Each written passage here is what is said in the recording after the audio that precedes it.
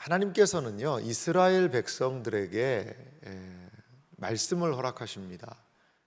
예언자를 통하여서 하나님의 뜻이 과연 무엇인지를 선명하게 드러내 보여주십니다.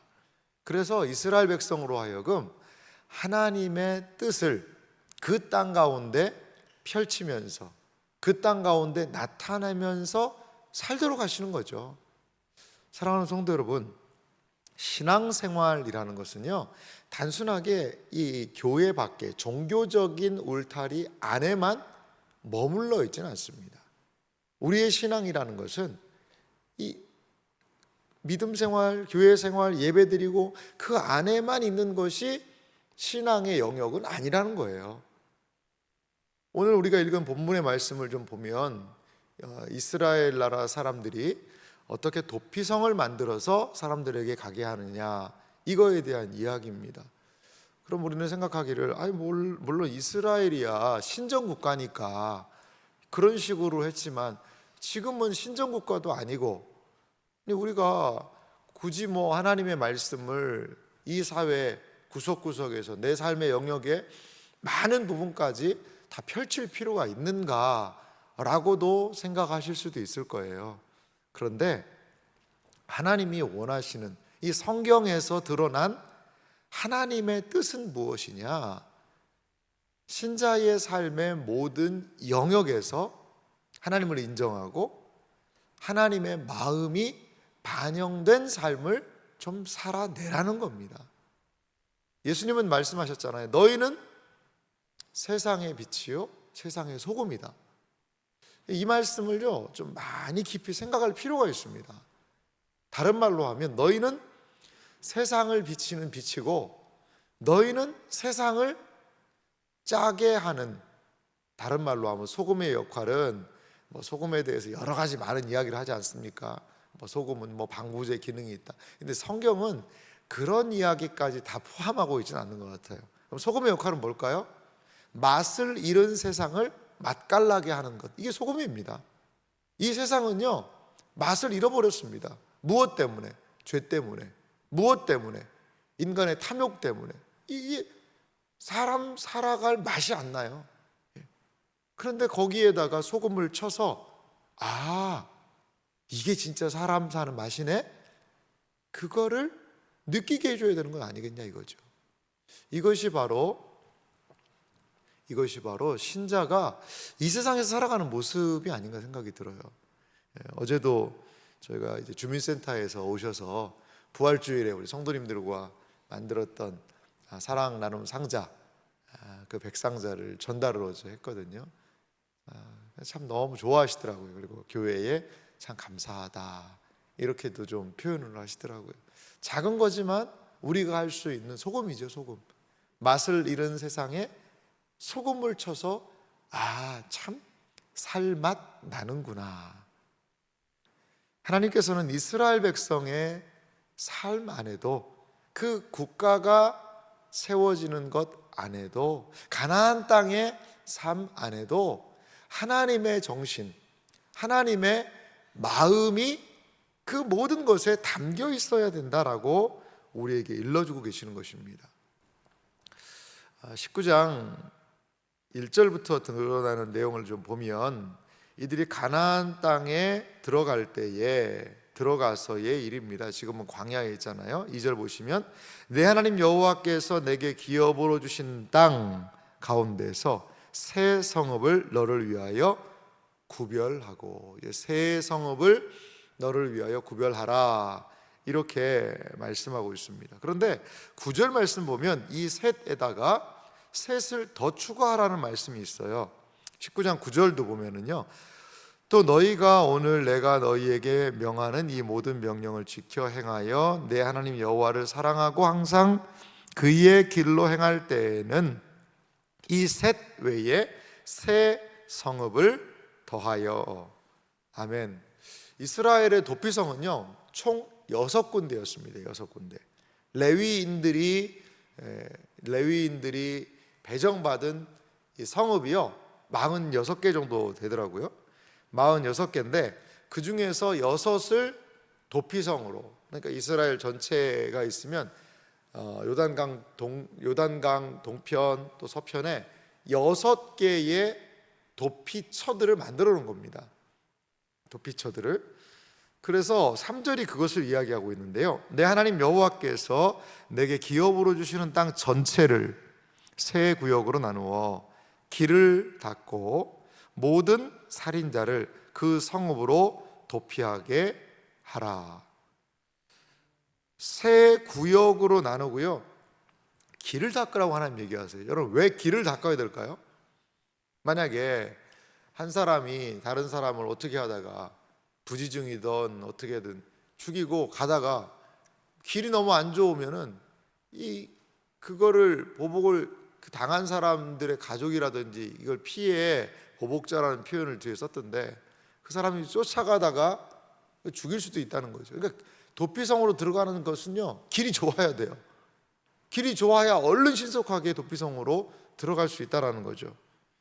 근데 이제 길을 닦다라는 이 표현의 원어의 의미를 보니까 또 어떤 의미도 거기 있냐면요, 이거는 적당한 거리를 두라는 의미도 있더라고요.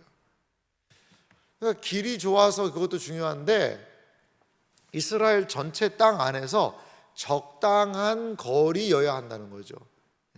이스라엘 전체가 이렇게 있는데 도피성이 한쪽으로만 모여 있으면 여기 있는 사람이 가려면 너무 멀다는 거죠.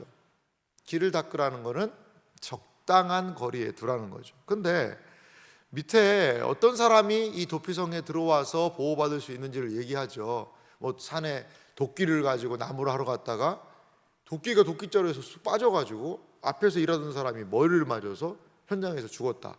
이거를 이제 현대에서도 그런 살인에 대해서 인정을 하지 않습니까? 그걸 과실치사다 하는데, 성경이 지금 그런 이야기를 합니다. 그러면 우리는 도피성에 딱 들어갈 수 있는 사람은 이런 과실치사범만 들어가는 게 아닌가? 라고 생각을 합니다. 그런데 3절 말씀을 좀 다시 보면은요, 다시 한번 보세요. 중간부터 읽으면요, 나누어서 길을 닫고 모든 살인자를 그 성읍으로 도피하게 하라. 무슨 살인자죠? 과실치사범만 들어와라가 아니에요. 모든 살인자를 그 성읍으로 도피하게 하라. 모든 살인자입니다. 아니, 그러면 고의로 사람을 살해한 사람도 도피성으로 일단 도망갈 수 있습니까? 예, 도망갈 수 있습니다. 모든 살인자라는 거죠. 그러니까 고의로 살인을 한 사람이든지 실수로 사람을 죽인 사람이든지 모두가 다 어떤 기회를 주는 거죠? 재판받을 기회를 주는 거예요. 살인을 했어요. 그 광경을 목격을 했어요. 그러면 그와 연결된 사람이 가만히 있겠냐고요. 피해는 피거든요. 그러니까 그 사람이 죽여도요, 무슨 말을 못하는 겁니다. 그 당시 법은요. 그러니까 적어도 이 사람의 잘잘못에 대해서 분별하고 판단할 수 있는 최소한의 기회를 주자라는 거죠. 모든 살인자가 그 도피성 안에 다 피할 수 있다는 겁니다. 이 도피성의 모습을 보면 이것은 일종의 가택 연금의 그런 모습인 것 같아요. 그래서 그 제사장이 죽을 때까지 거기에서 만약에 이 사람이 과실치사로 살인을 했다면 그 사람을 보호하겠다는 거죠. 여기에는 하나님의 참 세심하신 마음이 있는 것 같습니다. 우리는 항상 결과 지향적이잖아요. 이 사람이 죽었으면 누군가 책임을 져야 되지 않나. 물론 요즘 법정에도 과실치사범에 대해서는 일반 고의적으로 살인한 거하고는 분명히 다르게 법의 잣대로 다루는 것을 볼 수가 있습니다. 오늘 성경에도 등장을 하지만 어떤 사람이, 자 11절 말씀 보십시오. 그러나 만일 어떤 사람이 그의 이웃을 미워하여 엎드려 그를 기다리다가 일어나 상처를 입혀 죽게 하고 이 한 성으로 도피하면, 자 모든 살인자니까 이 사람도 올 수 있죠. 12절에 그 본성업 장로들이 사람을 보내어 그를 거기서 잡아다가 보복자의 손에 넘겨 죽이게 할 것이라. 본성업 장로들은 누굴까요?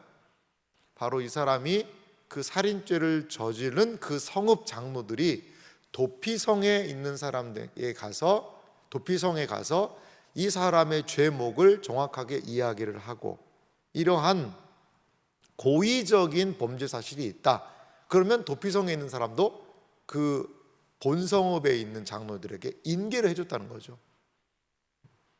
그렇습니다. 계획적으로 범죄하는 것, 우발적인 범죄가 아닙니다. 계획적으로 범죄하는 것은요, 지금 형법 안에서도 더 죄를 많이 묻는다는 거죠. 살인죄를 저질렀는데 그냥 옆에 있는 칼로 사람을 찔러서 죽게 했다는 거하고, 그 칼을 미리 내가 준비를 해서, 그것도 칼을 갈아서 준비를 한 칼로 죽인 거하고는 너무나도 큰 차이가 있더라는 거죠. 그렇습니다. 이것이 바로 하나님께서 바라보시는 생명에 대한 존중함이고, 아니 죽은 건 똑같지 않냐? 아니요, 다르다는 겁니다. 그 죄의 경중이 다르다는 거죠. 죄의 마음이 다르다는 거죠. 이렇게 하나님께서는 이스라엘 공동체가 어떠한 원리로 사느냐? 생명을 존중하는 그 마음이, 마음 안에서 이웃을 사랑하고 하나님을 사랑하는 그 사랑, 이 이웃 사랑과 하나님의 사랑을 실천하는 방향으로 이들이 살기를 원하셨다라는 겁니다.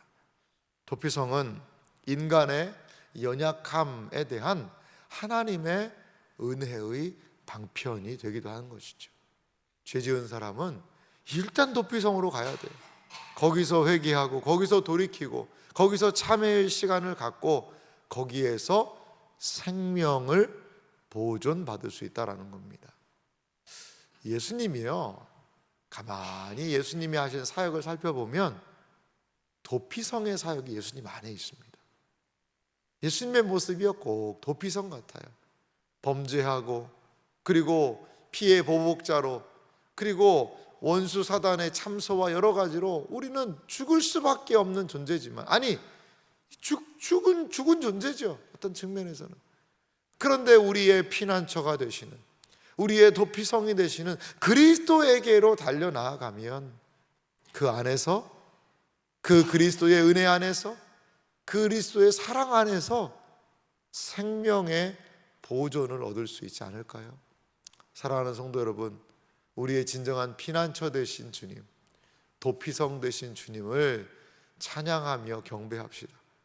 그래서 거기 안에서 생명의 은혜를 누리게 되는 우리의 삶이 되기를 간절히 소망합니다.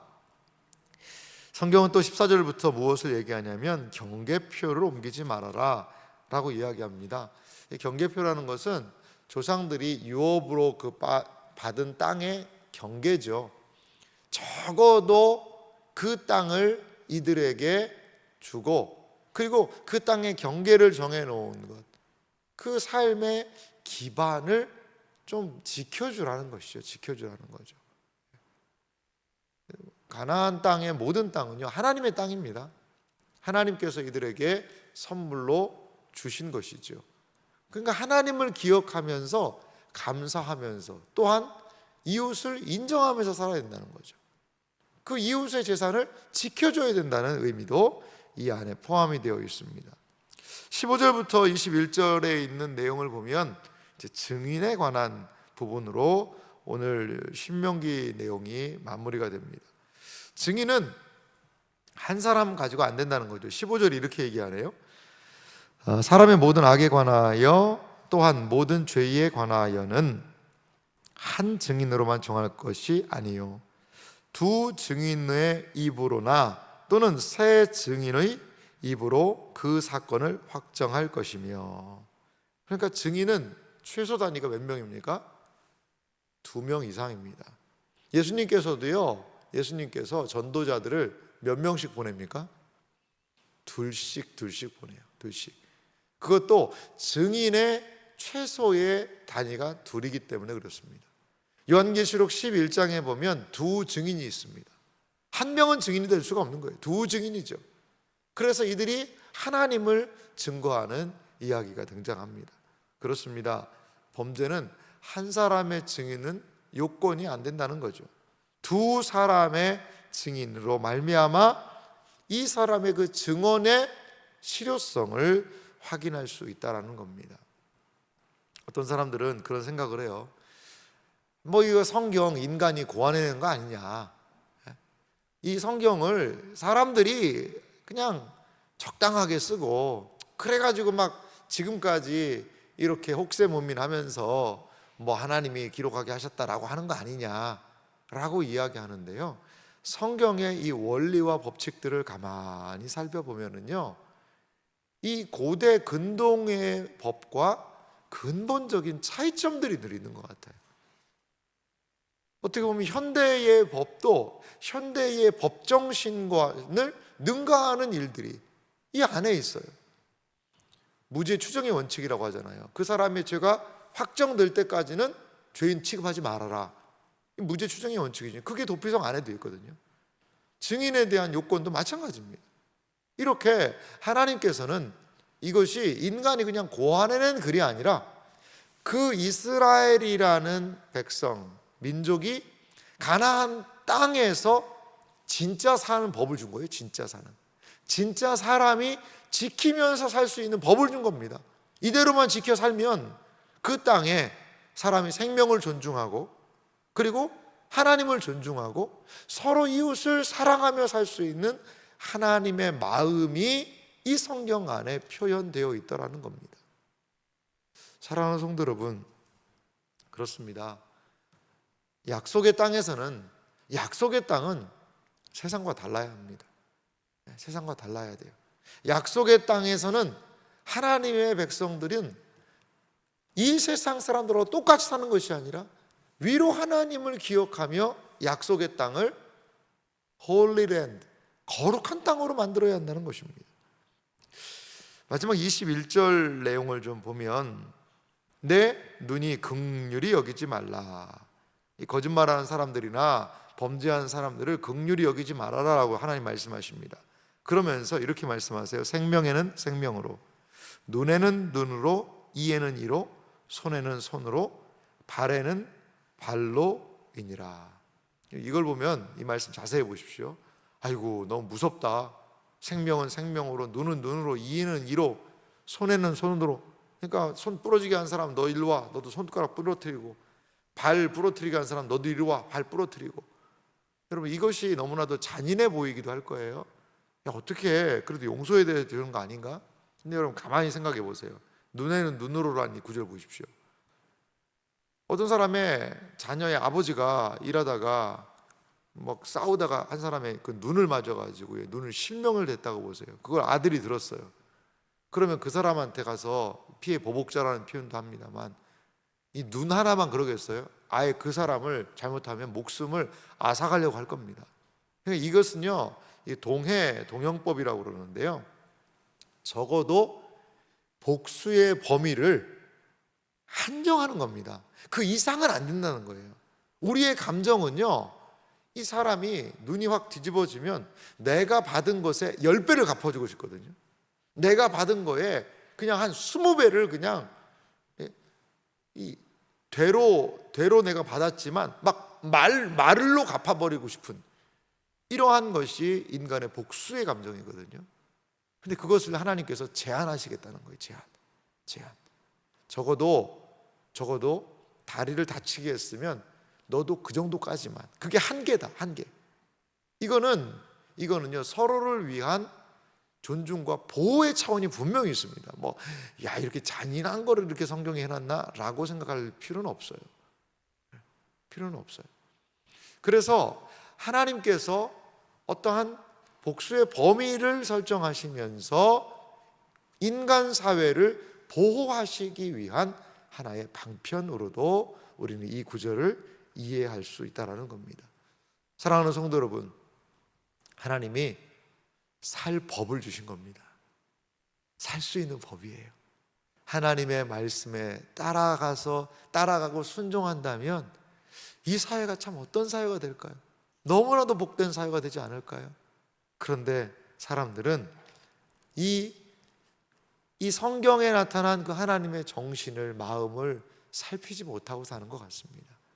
우리 신자들 하나님 말씀에 깨어 있읍시다. 그리고 성경이 이야기하는 것 다 지킬 수 없다 하더라도 이것을 표준으로 삼고 법 위에서, 이 사회법 위에서 하나님이 우리에게 허락하신 말씀의 법을 따라 살아나갈 수 있는 우리의 생애와 삶이 되시기를 주님의 이름으로 축원합니다.